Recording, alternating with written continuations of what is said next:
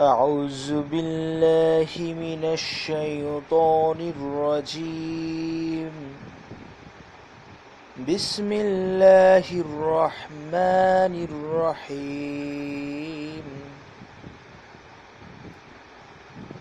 হযরত আবু হুরায়রা রাদিয়াল্লাহু তাআলা আনহু থেকে বর্ণিত, তিনি বলেন যে নবী করিম সাল্লাল্লাহু আলাইহি ওয়াসাল্লাম বলেছেন, যে ব্যক্তি ঈমান ও ইহতিসাবের সাথে রমজান শরীফে সিয়ামুন নাহার পালন করবে তার অতীত অপরাধসমূহ ক্ষমা করে দেয়া হবে। আর যে ব্যক্তি ঈমান ও ইহতিসাবের সাথে রমজান শরীফে কিয়ামুল লাইল পালন করবে তারও অতীত জীবনের গুনাহসমূহ মার্জনা করে দেয়া হবে। অনুরূপভাবে যে ব্যক্তি কদরের রজনীতে দণ্ডায়মান থাকবে তারও পূর্ববর্তী সমস্ত গুনাহ প্রমার্জন করা হবে। সহিহ বুখারী ও মুসলিম।